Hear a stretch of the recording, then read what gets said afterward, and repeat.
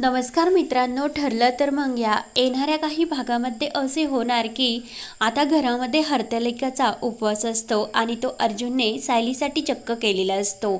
तेव्हा सायली ही अर्जुनवर खुश होत असते। त्यानंतर घरामध्ये आता महालक्ष्मी बसणार असतात आणि अर्जुनचा वाढदिवससुद्धा याच दिवसात येणार असतो। तेव्हा घरातील सर्वांनी खूप छान अशी धुमधडाक्यात तयारी करण्याची ठरवलेली असते। इकडे प्रियाला सुद्धा अर्जुनच्या वाढदिवसाचे वेध लागलेले असतात, तर ती नागराज आणि राकेशला म्हणत असते की मला जर अर्जुनच्या आयुष्यात तुम्हाला येऊन द्यायचे असेल आणि त्या तन्वीला अर्जुनच्या आयुष्यातून कायम जर काढून टाकायचे असेल तर तुम्हाला माझी मदत करावी लागेल।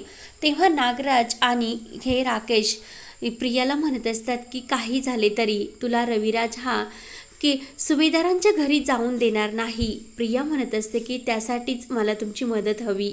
प्रिया म्हणत असते की आता घरामध्ये गौराई सुद्धा बसणार आहे, त्यामुळे या दिवशी मी अर्जुनला असे दाखवून देणार आहे की तन्वी नक्की त्याला काहीतरी फसवत आहे आणि तन्वी म्हणजे सायली आणि सायली ही त्याच्या आयुष्यातून कायमची जावी, त्यासाठी तुम्ही मला प्लीज मदत करा।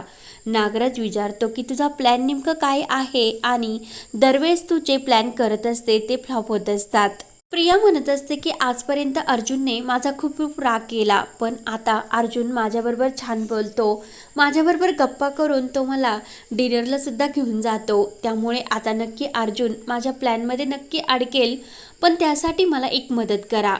प्रिया म्हणत असते की सायलीने हे मुद्दाम घडून आणले असे आपण दाखवायचे, कारण सायलीला अर्जुनच्या आयुष्यात हे यायचे होते म्हणून तिने हे सर्व खोटे केले आणि मला सुद्धा खोटे ठरवले। मी तिची तन्वी आहे आणि तिने चक्क अर्जुनबरोबर लग्न केले, हे सर्व सिद्ध करून आपण दाखवायचे। नागराजला वाटते की अर्जुनचे पूर्ण लक्ष आता प्रियावर आहे आणि ही प्रिया जर ह्या प्लॅनमध्ये अडकली तर अर्जुनच्या हातामध्ये आणखीन एक मोठा पुरावा लागेल आणि ही प्रिया नक्की आपल्याला गुंतवून देईल असा त्याचा संशय झालेला असतो।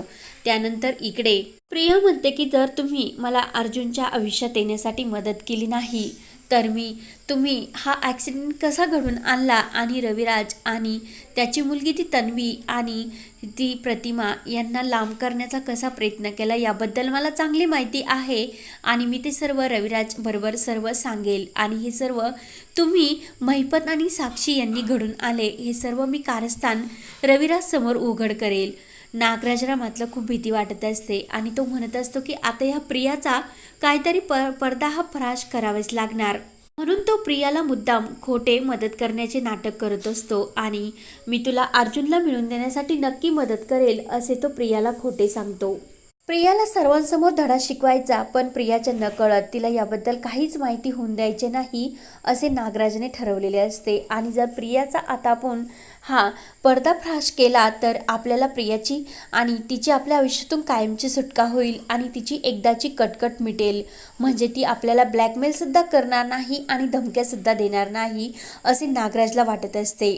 त्यामुळे प्रिया एक मुद्दाम नाटक करते आणि ती रविराज समोर रडतच म्हणत असते की बाबा मला असे वाटते की या गौराईच्या दिवशी आपल्या घरामध्ये किती छान असे गौराई बसल्या होत्या आणि त्या दिवशी अर्जुनचा वाढदिवससुद्धा होता आणि त्या दिवशी आपला खूप मोठा गाडीचा ॲक्सिडेंट झाला आणि त्यामध्ये आई अजून बेपत्ता आहे, तर आपण जर अर्जुनचा वाढदिवस जर साजरा केला तर आईसुद्धा त्याने घरी येऊ शकते आणि अर्जुनलासुद्धा हे छान वाटेल, म्हणून आपण हा वाढदिवस साजरा करूया असे प्रिया मुद्दाम रविराजला म्हणत असते। प्रिया खोटं सांगत असते की आई माझ्या स्वप्नात आली आणि स्वप्नात येऊन तिने मला खूप मोठा असा संकेत दिला, नक्की आई परत घरी येईल आणि आपण काहीतरी प्रयत्न करूयात, म्हणून रविराजला सुद्धा ही प्रतिमाची आठवण होते आणि प्रतिमा घरी यावे म्हणून तो आतुरतेने खूप प्रयत्न करत असतो, म्हणून त्याला प्रियाचे म्हणणे सुद्धा पडते। तेव्हा मात्र नागराज आणि राकेशांना राग आलेला असतो, ते म्हणतात की ही रविराजला सुद्धा गुंडाळण्याचा प्रयत्न करते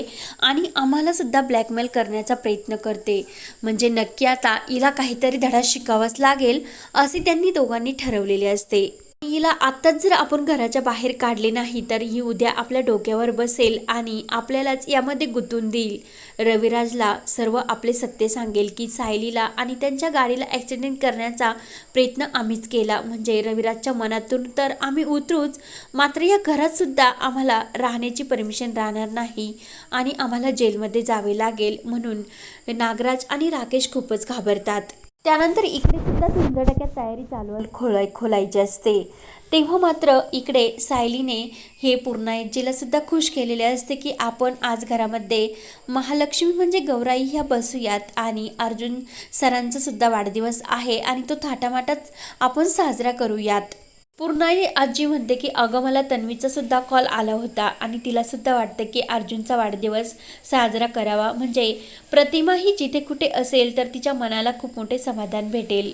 तेव्हा मात्र अर्जुनचा वाढदिवस म्हटल्यानंतर सायलीच्या कानावर काहीतरी आवाज घुमू लागतो की मी आल्याशिवाय वाढदिवस कसा साजरा करायचा, हे लहानपणचे सर्व बोलणे तिच्या कानावर भिंगू लागतात. तेव्हा सायलीच्या डोळ्यामध्ये पाणी येते आणि सायली ही सर्वांसमोर म्हणू लागते. सायलीला कळते की याच दिवशी मी आश्रमात मधुभाऊंना सापडले होते, मग याच दिवशी अर्जुन सरांचा सुद्धा वाढदिवस होता आणि आमच्या गाडीचा सुद्धा ॲक्सिडेंट झाला होता. हे सर्व क्षण सायलीला आठवतात. सर पूर्णाई आजी आणि अर्जुन विचारतात की मी सायली तुम्ही का रडतात. तेव्हा सायली सांगू लागते की ज्या दिवशी अर्जुन सरांचा वाढदिवस आहे त्या दिवशी मी मधुभाऊंना आश्रमात म्हणजे एका मंदिरात सापडले आणि त्या दिवशी माझा आश्रमात सुद्धा प्रवेश त्या दिवशीच झाला आणि याच दिवशी मी मधुभाऊंना सापडले म्हणून मधुभाऊ थाटामाटात माझा वाढदिवस साजरा करायचे. आज मधुभाऊ असते तर त्यांनी सुद्धा माझा वाढदिवस साजरा केला असता, असे सायली म्हणू लागते.